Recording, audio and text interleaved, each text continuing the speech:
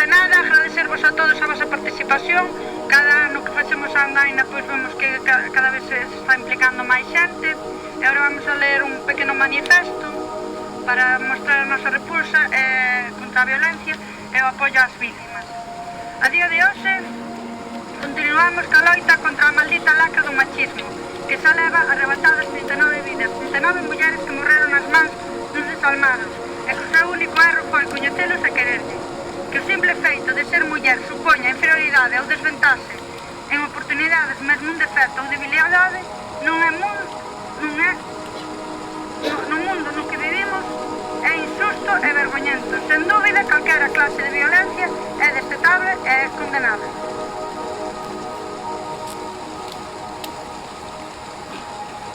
Somos membros desta sociedade e estamos fracasando como colectivo, pois continúa se sumando vítimas da violencia machista. Esta violencia é esa noso objetivo de igualdade social, a que moitos e moitas das que estamos aquí ansiamos para o noso presente, para o futuro dos nosos fillos e fillas e polo pasado de tantas mulleres que loitaron por a igualdade da muller en todos os ámbitos. Todos e todas debemos continuar loitando para acabar con esta lacra que afecta a todos os estratos sociais. A vexación, pillamento e control sobre a vítima e os fillos e fillas desta é o alimento do maltratador, do que se nutre día a día, mentre que os demais descoñecemos en moitos dos casos e das situacións. E cando somos conscientes da desgraza, é tarda para moitos. Tal é que quedamos sorprendidos. A imaxe deste maltratador ante os seus veciños e familiares é dun ser tranquilo, amable, educado, etc. A condición social, económica e cultural non é factor decisivo, nin indicativo dun perfil de maltrato único, pois cada día aparecen distintos casos.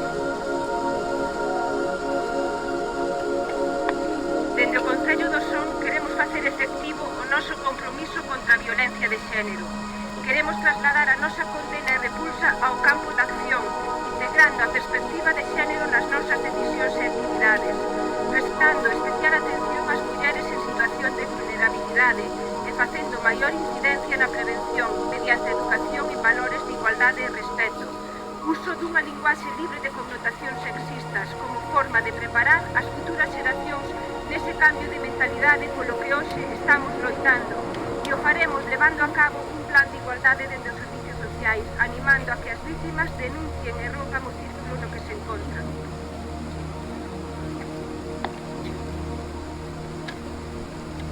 Debemos continuar avanzando, aínda que sexa un proceso lento e longo, que nos desanima cada vez que fracasamos pola morte dunha amiga, nai, irmá, compañeira, veciña. Todo o que se leva loitando sigue sendo suficiente.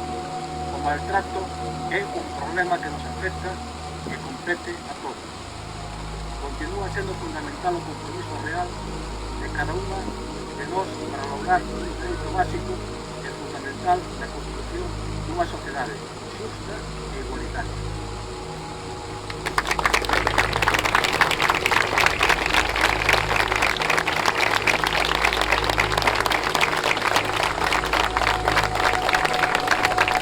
Bueno, pues ahora vamos a iniciar a volta, vale? Vamos a cambiar a ruta, ahora vamos a cruzar toda esa carretera. Creemos que vamos a...